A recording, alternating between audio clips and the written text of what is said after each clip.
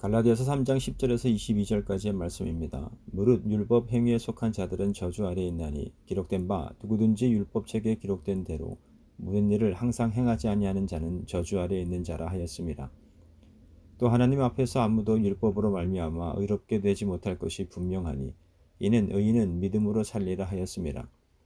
율법은 믿음에서 난 것이 아니니 율법을 행하는 자는 그 가운데서 살리라 하였습니다.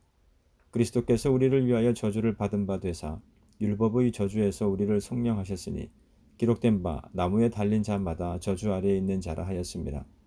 이는 그리스도 예수 안에서 아브라함의 복이 이방인에게 미치게 하고 또 우리로 하여금 믿음으로 말미암아 성령의 약속을 받게 하려 함이라.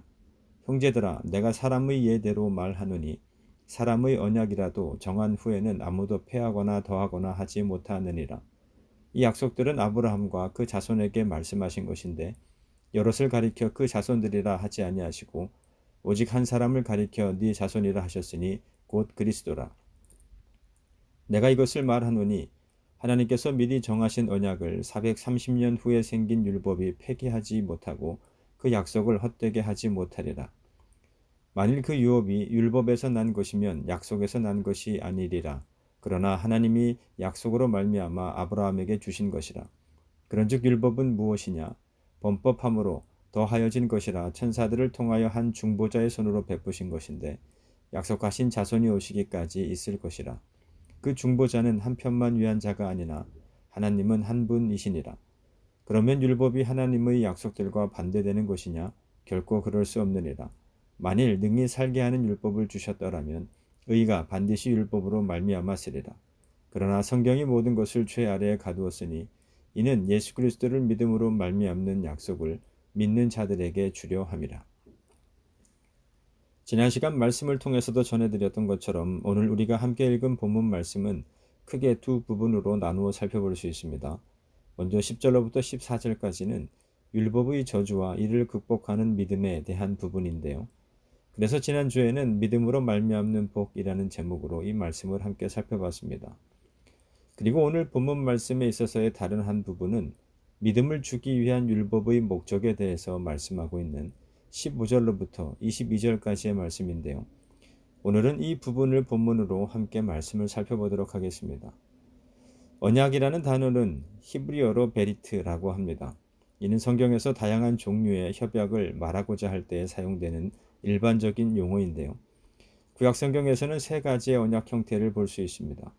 먼저는 양쪽이 동등한 입장에서 맺는 언약이 있고, 둘째는 유력한 쪽에서 일방적으로 맺는 언약이 있으며, 마지막으로는 하나님께서 맺어주시는 언약입니다.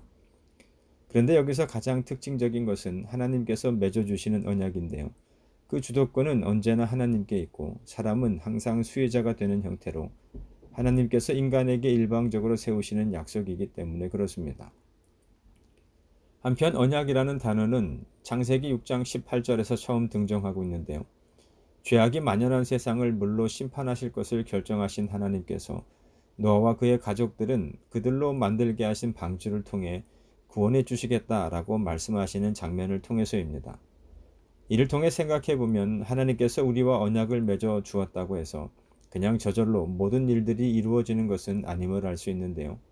노아에게 명하셔서 만들게 하신 방주를 통해 구원해 주시겠다는 언약의 내용이 그러합니다. 즉 하나님께서 말씀하신 구원에 이르기 위해서는 노아가 하나님께서 그와 더불어 맺어 주신 언약에 합당한 삶을 살아가야 한다는 것인데요. 중요한 것은 하나님께서 정말로 이 세상을 홍수로 심판하실 것을 믿는 믿음이 먼저 노아에게 있어야 한다는 것이고, 비록 하나님께서 말씀하신 심판의 때가 언제인지는 알 수 없을지라도 이제 하나님의 말씀을 믿는 믿음과 함께 방주를 만드는 삶을 살아가야 한다는 것입니다. 이에 창세기 6장 22절에서 기록하고 있는 것처럼 노아가 하나님께서 말씀하여 주신 것 같이 그대로 다 준행하였다는 것은 먼저는 노아가 하나님을 얼마나 신뢰하고 있었는지를 짐작해 볼 수 있고, 아울러 하나님을 신뢰한다는 것이 다만 관념적인 차원에서 이루어지는 문제가 아닌 일상의 삶 속에서 실천적인 삶으로 나타나야 하는 것임을 노아를 통해 바라다보게 됩니다. 그리고 이어지는 말씀을 보면 창세기 9장에서 홍수 심판을 마치신 하나님께서 노아와 그의 가족들과 언약을 맺으시는 모습을 볼 수 있는데요. 다시는 모든 생물을 홍수로 멸하지 아니할 것이라는 언약이었습니다. 그리고 그 유명한 무지개를 구름 속에 두셔서 그곳으로 하나님과 노아의 가족 및 세상 사이의 언약의 증거로 삼으셨음을 성경은 말씀하고 있는데요.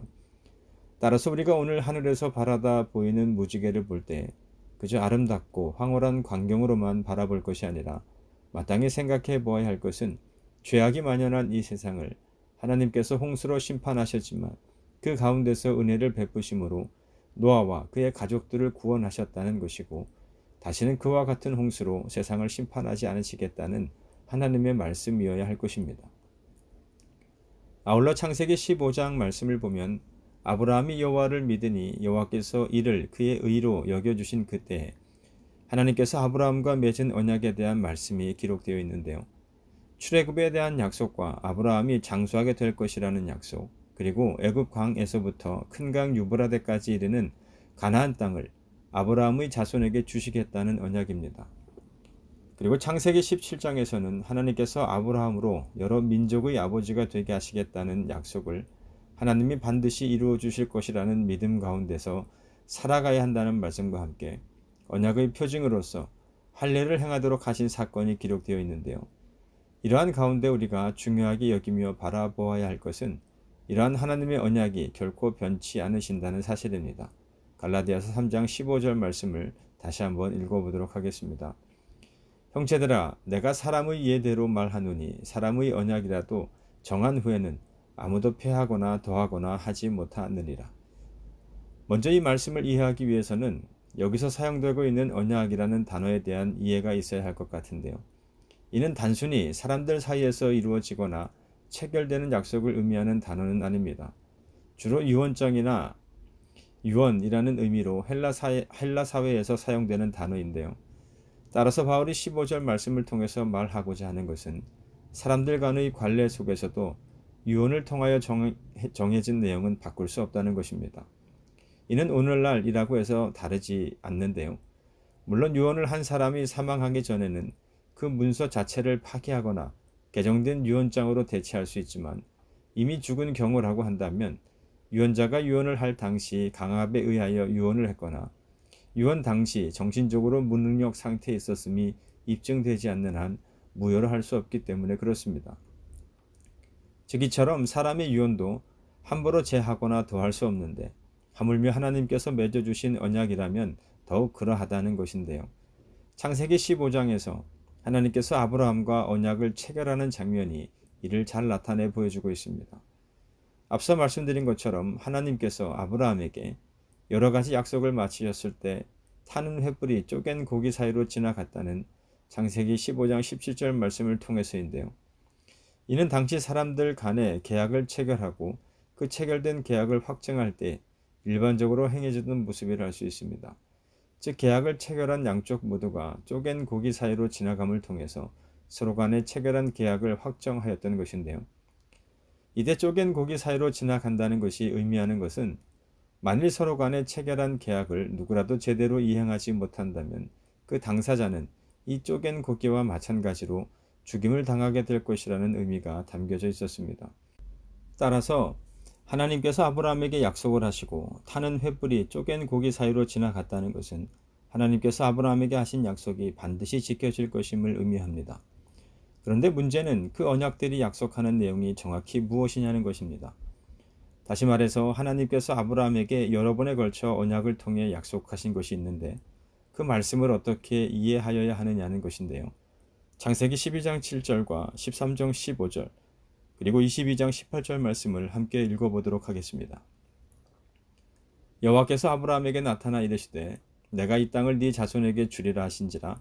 자기에게 나타나신 여호와께 그가 그곳에서 제단을 쌓고 보이는 땅을 내가 너와 네 자손에게 주리니 영원히 이르리라. 또 내 씨로 말미암아 천하 만민이 복을 받으리니 이는 내가 나의 말을 준행하였음이니라 하셨다 하니라. 즉 함께 읽은 말씀에서와 같이 하나님께서는 아브라함과 그 자손에게 언약을 통해 약속하셨는데, 바울이 이 말씀들에서 주목하고 있는 것은 여기서의 자손이라는 단어가 복수를 의미하는 자손들이 아닌 한 사람을 지칭하는 자손임을 말하고 있다는 것인데요. 따라서 갈라디아서 3장 16절 말씀에서 이 바울은 하나님께서 아브라함과 그 자손에게 맺은 약속의 핵심이 바로 그리스도라는 사실을 강조하고 있는 것입니다. 다시 말해서 바울은 16절 말씀을 통해 하나님께서 아브라함과 그의 믿음의 자손들에게 구원을 약속하셨는데 이 약속된 구원은 오직 그리스도를 통해 이루어지며 또한 이러한 구원의 축복은 그리스도를 믿는 성도들에게 주어진다는 것을 밝히고 있는 것입니다. 즉 그리스도만이 하나님께서 아브라함에게 약속한 것을 유일하게 이루어 주실 수 있는 분이라는 의미인데요. 이처럼 언약의 당사자가 아브라함과 그리스도라는 사실은 이미 결정된 것이기 때문에 결코 변경될 수 없음을 바울은 17절에서 말씀합니다. 다시 말해서 이스라엘 백성이 애굽에서 거주하였던 430년이 경과한 후에 등장한 율법이 아브라함에게 주신 믿음을 통한 칭의의 언약을 폐기하거나 무효화할 수 없다는 것인데요. 이는 바울이 그리스도의 복음보다 율법이 역사적으로 오래되었기 때문에 율법을 지키는 것이 중요하다는 유대인 율법주의자들의 주장이 잘못된 것임을 입증하기 위해 그리스도를 통한 구원의 복음에 대한 약속이 율법보다 훨씬 앞서 주어졌다는 것을 역사적 사실을 통해 밝히고 있는 것입니다. 또한 우리가 주목해서 보아야 할 것은 출애굽기 19장에서 하나님께서 이스라엘 백성과 맺은 언약이 파괴되었다는 사실입니다.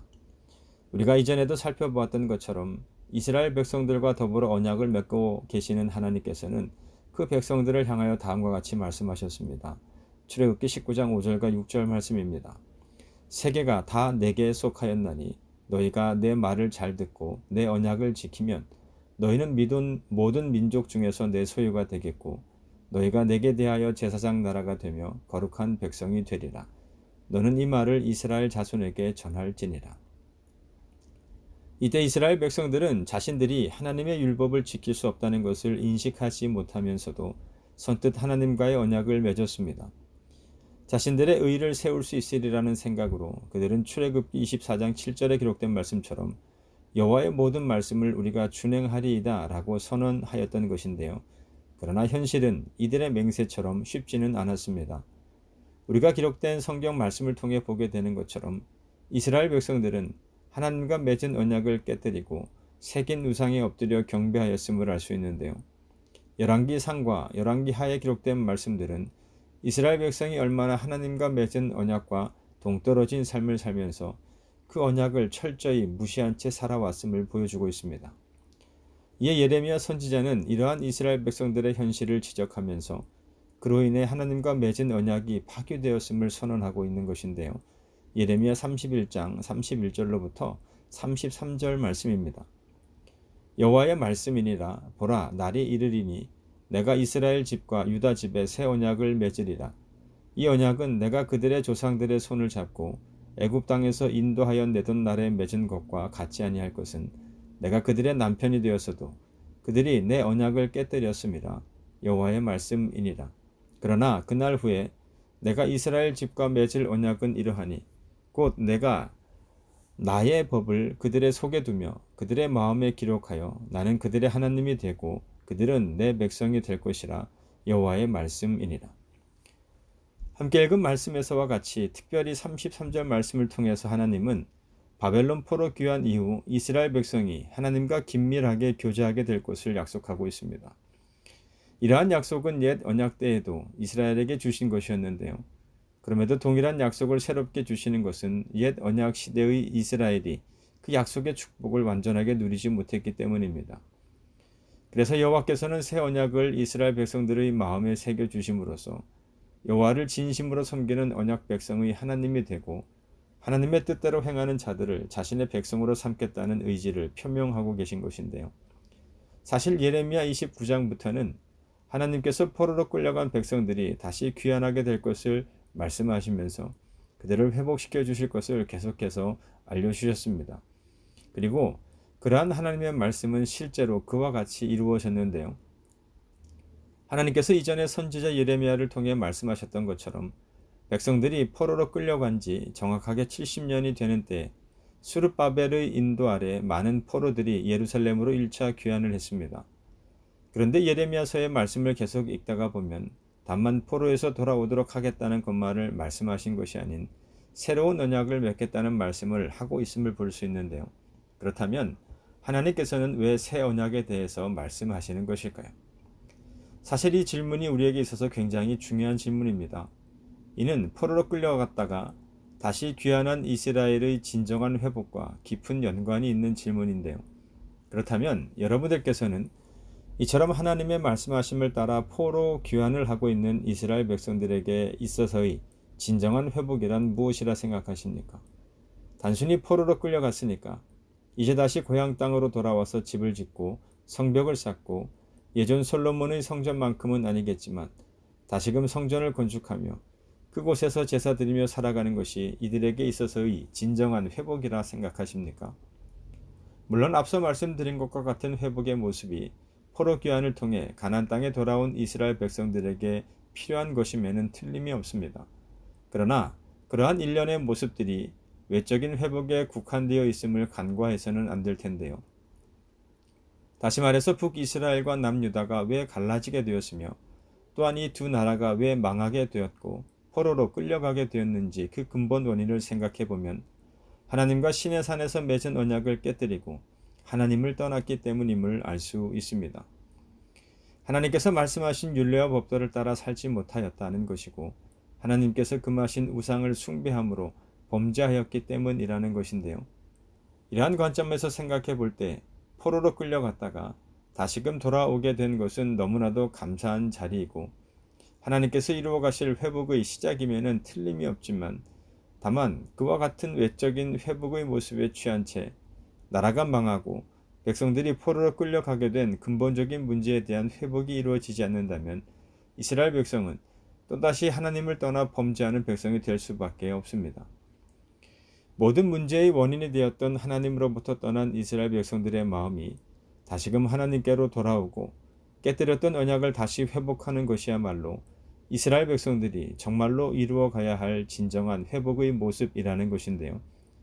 그래서 예레미야 31장 33절 말씀은 단지 끌려갔던 곳에서 돌아오게 하는 것뿐만이 아닌 그들과 새로운 언약을 맺을 것과 백성들의 마음에 하나님의 법을 두어서 진정한 의미에서의 회복을 이루어 가실 것을 말씀하고 있는 것입니다. 그리고 이제 18절 말씀에서의 바울은 다시 한번 율법과 언약을 대조시키므로 율법이 하나님께서 은혜로 아브라함에게 주신 것으로서의 언약을 파기할 수 없음을 다시금 강조하고 있는데요. 언약은 하나님의 은혜에 기초한 것이고 율법은 이것을 행하는 인간의 행동에 기초한 것이기 때문에 언약과 율법은 명확히 상반된 개념을 갖고 있다는 의미입니다. 따라서 성격이 완전히 다른 율법이 하나님께서 인간에게 은혜로 주신 유업, 곧 구원의 약속을 결코 대신할 수 없다는 것인데요. 이것은 믿는 인간으로 하여금 의롭다 하시는 칭의에 있어서도 마찬가지임을 바울은 말하고 있습니다. 즉 인간이 아무리 율법을 잘 지킨다 하더라도 그것을 온전히 지킬 수는 없는 것이기 때문에 결국 인간은 불의한 존재에 머물러 있으며 율법의 저주 아래에 놓일 수밖에 없다는 것인데요. 그러나 언약은 철저하게 하나님의 은혜에 기초한 것이기 때문에 그 언약을 믿음으로 받아들인 사람은 하나님으로부터 의롭다는 인정을 받을 수 있음을 바울은 다시 한번 강조하고 있는 것입니다. 그리고 또한 그러한 자에게는 하나님의 나라의 유업이 약속되어 있는데 하나님께서 아브라함에게 유업을 주신 것도 바로 이 은혜의 언약에 기초한 것이었음을 바울은 말씀합니다. 그렇다면 우리가 질문해 보아야 할 것이 율법이 도대체 무엇이냐는 것이고 왜 하나님께서 우리에게 율법을 주셨는지를 마땅히 생각해 보아야 할 텐데요. 사실 지금까지 바울은 복음과 언약에 대해서 설명을 하였고 이것들이 율법보다 먼저 주어진 것이고 우선된 것이라는 사실을 강조해 왔는데요. 그러나 이러한 바울의 논증은 사람들로부터 그렇다면 율법은 무익한 것인가? 라는 오해를 불러일으킬 수도 있다는 의미입니다.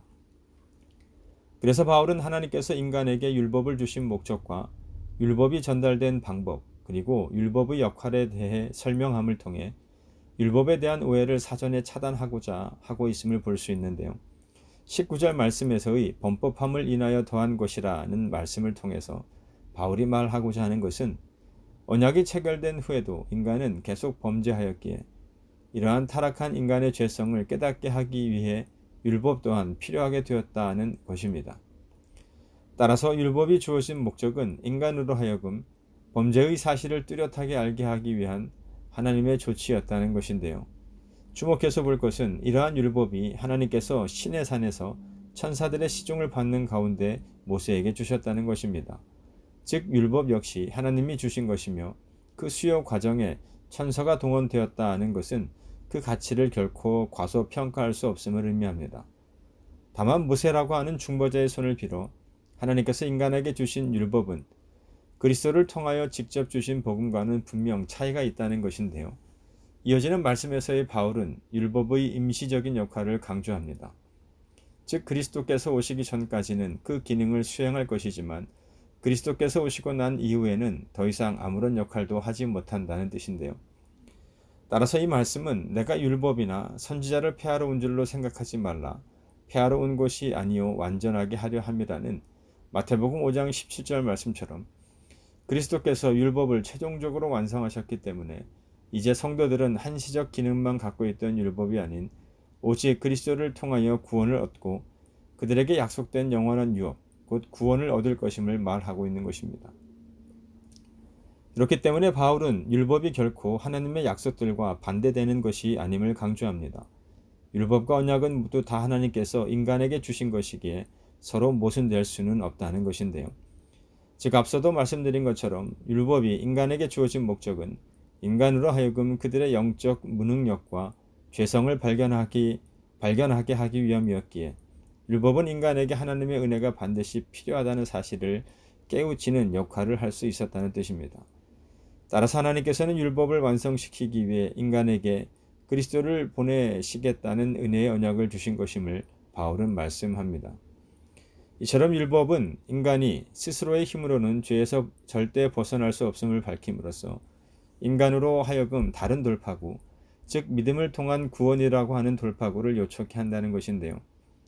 하나님께서는 이처럼 율법을 온전히 준수할 수 없는 인간의 한계 상황을 잘 알고 계셨기에 멸망할 수밖에 없는 인간을 위해 예수 그리스도를 통한 구원을 준비하여 주신 것입니다. 즉 바울은 율법의 한계성에 대해서 말씀합니다. 율법은 모든 민족이 아니라 이스라엘 백성들에게 주어졌다는 것이죠. 그리고 하나님께서는 유대인만을 위한 하나님이 아니요 모든 민족의 하나님이심을 강조하고 있는 것인데요. 그렇기 때문에 모든 민족을 위한 구원은 다른 방법으로 주실 것이라는 뜻이고 아울러 율법은 모든 민족을 위한 구원의 방법이 아니기 때문에 이방인들을 향하여서 구원의 조건으로서의 할례를 포함한 율법 준수를 요구해서는 안 된다 하는 것을 바울은 주장하고 있는 것입니다. 우리가 앞서 살펴보았던 것처럼 율법 행위는 우리를 죄 아래에 가두어 버리는 것임을 성경은 말씀합니다. 율법이 우리를 죄에서 자유하게 하는 것이 아니라 우리를 죄 아래에 가두어 버린다는 것인데요.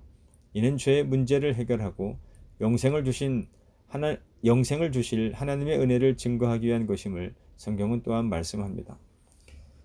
따라서 우리가 결코 잊지 말아야 할 것은 하나님의 독생하신 아들 예수 그리스도가 모든 인간의 죄 값을 대속하기 위해 이 세상에 오신 것이 꼭 모든 사람들을 향한 하나님의 은혜라는 것인데요. 예수님께서는 하나님께서 아브라함과 맺은 언약을 완성하기 위해 십자가 못 박혀 달리심으로 우리가 받아야 할 저주와 심판을 감당하셨다는 것은 곧 율법의 저주 아래 있었던 우리가 하나님의 은혜로 말미암아 죄의 지배로부터 자유함을 얻었음을 의미합니다. 따라서 중요한 것은 이처럼 죄의 지배로부터 자유함을 얻은 우리가 어떠한 삶을 살아가느냐는 것인데요. 성경은 우리가 성령의 인도하심에 순종하는 삶을 살아가므로 그리스도 안에서 하나님의 거룩을 닮아갈 수 있음을 말씀합니다. 바울이 갈라디아서 2장 20절 말씀을 통해 고백하고 있는 것처럼 나는 죽고 예수로 말미암아 살아가는 삶 가운데 그리스도의 거룩을 우리의 삶 속에서 실천하며 살아가는 함께한 우리 모두가 되기를 주님의 이름으로 축원합니다.